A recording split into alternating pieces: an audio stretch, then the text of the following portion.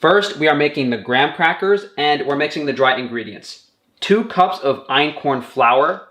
Einkorn flour is the original type of wheat flour.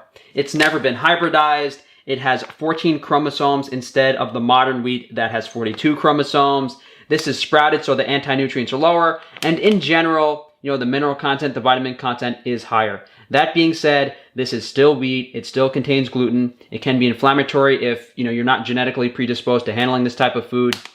Definitely a better option than any other type of wheat that most people have available. Half a teaspoon of salt. We're adding 2 teaspoons of vanilla powder. You can use vanilla extract, but this is the purest, least inflammatory form of vanilla that I know of without being prohibitively expensive. And then we're adding a teaspoon of cinnamon. This is Ceylon cinnamon. It has less of the inflammatory compounds that cassia cinnamon has. So make sure to get Ceylon cinnamon. A normal recipe would call for sugar in the dry mix, but we're using more honey in the wet. And you would also add baking powder here, which we are not adding because, it's a chemical ingredient and the stuff we're using here is such high quality, I would rather omit it. For the wet ingredients, I have half a cup of honey. I'm using raw honey from a local farm here. Since this cheesecake is getting cooked, it's not that important that the honey or any of these ingredients are raw, but generally speaking, raw local ingredients will be higher in nutrients, which will still preserve more nutrients during the cooking process. 1/4 cup of raw butter. Here I have 3 teaspoons of raw milk. And then I have 1 egg. This is actually a duck egg. Higher cholesterol content, higher nutrient content. Not really needed. It's what I had on hand. As you guys can see, we have that nice dark orange yolk. I'm just going to mix to combine the wet ingredients. As this mixes, I'm slowly going to incorporate the dry mixture.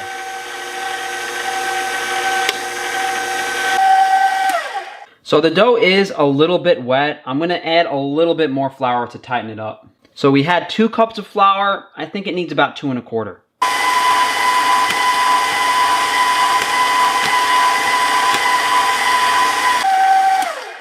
When you use high quality ingredients, this stuff tastes so good, you could just eat it by the spoonful. You don't even have to cook it or make a cheesecake. Just eat graham cracker dough.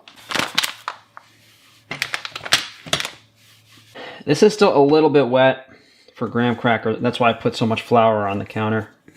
And all the ingredients were room temperature. So if you use everything when it's cold, it's going to be a bit firmer. With how good this dough tastes raw, I find it hard to believe the effort I'm putting into this cheesecake is going to be worth it, but we'll see. This doesn't have to be kneaded. I just want it to be a little drier and still form together. And this is definitely the butter's definitely gonna melt in my hand, so I wanna try not to hold on to it too much. Now we need to cool this down so that we can spread it out thinly. If we try to spread it out while it's warm, it's just gonna melt and stick all over the place. I'm gonna put it in the fridge for about 1 hour and 15 minutes. All right, I actually lied. I put it in the freezer and now we are going to make the filling. The filling for the cheesecake is where the nutrient density is really packed in. Here we have some cream cheese and some sour cream from a local farm. As you can see, that slight yellow color, this is like nutty, butterscotchy, grassy, super amazing. If you don't have access to high quality local raw grass-fed dairy, it really compromises the nutrient density of this recipe. You can still make it a lot healthier by using better quality ingredients, but this is at the top of the list for vitamin content, for being less inflammatory. So we have 32 ounces, aka 4 cups of cream cheese. Not to mention expensive. The ingredients for this cheesecake probably cost between, $30 and $40. And you could buy a regular cheesecake in the store for probably half of that price. What's also expensive is drinking 10 vodka sodas every Friday night and paying for medications because you're not healthy.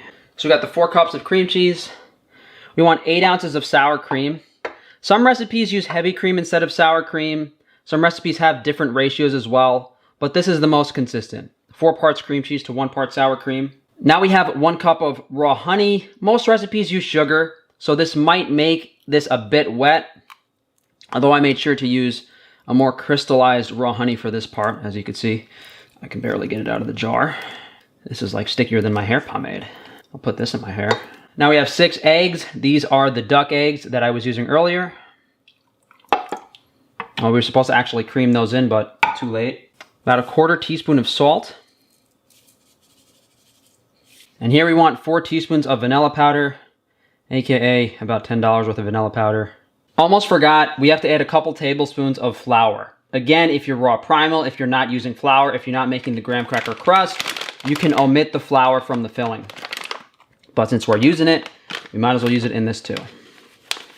So about 3 tablespoons of flour will help keep this together. And that's really it for the filling. Most recipes do use lemon juice and lemon zest. I really hate putting lemon juice and lemon zest in cheesecake, so I'm not going to do it. All right, so now we just want to mix this to incorporate.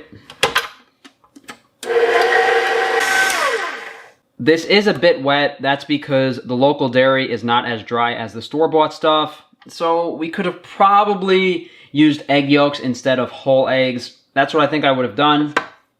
We're just going to roll with this and see how it turns out. Take a little taste of this. Oh yeah, that's good. It's almost like ice cream. This could definitely be a little sweeter. You know, I cut down on the amount of sugar in this recipe. And if you think about it, you know, the total amount of sugar in the whole cheesecake, 1 cup of honey, it's about half of what you would normally see in a dessert. So yeah, it's still a cup of honey, but it's almost more savory than sweet because you have all the complex flavors of the high quality ingredients and the reduced sugar content. Doesn't taste as good as the graham cracker dough, but it's pretty good. Our graham cracker dough is nice and cooled off. I'm going to split this in half, and we are going to spread it as thinly as possible on 2 separate sheets. Don't want to add too much flour to this because it'll start cracking. And you don't have to be really nice with this recipe because, you know, we're not making legitimate graham crackers. If you wanted this to be like really nicely shaped and squared, that's fine. But we're just going to blitz this into powder to make into a crust for the cheesecake. So we don't have to make it pretty. And if you guys haven't used parchment paper, this stuff is a lifesaver. The thinner this is, the crispier it's going to get. That's why I said Master Chef, guys, not pastry chef, Master Chef. I don't do pastry. I'm going to pop this in the oven, 300 degrees. Probably going to take about 40 minutes to dry it out completely. The graham cracker dough was way too wet. It wouldn't dry out in the oven. I tried upping the heat, and it's still, you know, kind of soft and doughy. It's not really crispy. So we're going to let this cool off, throw it in the food processor, see what happens. For the graham cracker crust, the ratio is 4 parts graham cracker to 2 parts butter to 1 part honey. So I'm going to weigh the amount of graham cracker before I put it in the food processor. So this one is 316, this one is 257. So I'll just even that out by adding some. So we got about 300 grams of graham cracker. So this turned out really good. And the graham cracker's all ground up, really fine powder. Now I'm just going to weigh out the 150 grams of butter. And we want the 75 grams of honey. So butter and honey into the graham cracker mix. This is almost like making a pie dough. It's just going to come together into this ball, and that's when you'll know it's done. You can see it's like one giant mass just floating around. Keep in mind, guys, we're substituting honey for white sugar in a lot of these recipes, so it's going to be more moist and not turn out as dry as it should be. Not too big of a deal from a taste perspective and the finished product. And this is nothing crazy, guys. The difference between an average person doing this and an expert is just how pretty it's going to look in the end. You know, it's going to taste the same. The crust is a little uneven in parts, don't worry about it. Somewhat important, so it cooks evenly, but as long as it's not too crazy.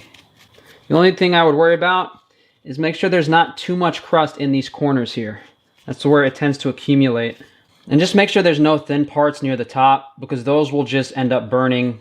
Well, that doesn't look too appetizing. Let me make the other crust and then we'll fill it up. I forgot to mention on the first one, just make sure to butter the baking dish, just in case this sticks. I mean, there is a ridiculous amount of butter in this crust, so I don't think it will.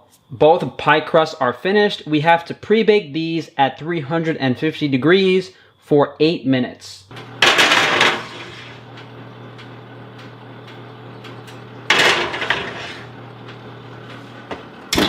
With this recipe, I don't think I should have baked the crust. I think all that was going to happen is like the butter's going to melt a little bit. So, doesn't have to be done.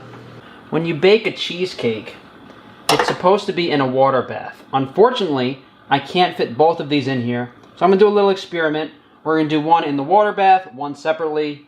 I'll do the one that had the slightly burnt graham cracker outside of the water bath.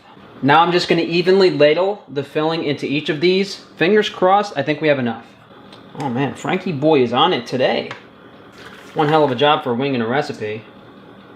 You do want to be careful. The vanilla beans do settle to the bottom. For the water bath, I'm going to take a pot of boiling water and just pour it into the bottom. The main thing this does is it keeps the oven really, really moist and steams the top. Not the prettiest, but we got it done. All right, so both ovens are on 350. This is going to take about an hour and a half, an hour and 45 minutes to set. One thing I do when I bake bread to steam up the oven is I throw ice cubes in the bottom. I'm going to do that here too. So as the oven heats up, the ice cubes should steam up, and you can always throw in more ice cubes. This is not that effective in a cooler oven, 350 degrees. Usually baking bread is done at like 550, 600 degrees, where the ice cubes really steam up. So the cheesecakes were in the oven for an hour and a half. Halfway through, the one on top that wasn't in the water bath, I had to cover it with aluminum foil because it was browning a lot. Right now it's nice and caramelized. It's still bubbling a lot in the oven. So what I'm doing now is I'm just letting the heat out of the oven, and I'm going to let these cool overnight in the oven. I mean, yeah, you can see this one did get a little too dark on top, but if we take this out now, the cake is probably going to sink. It still might sink, but we're going to leave that.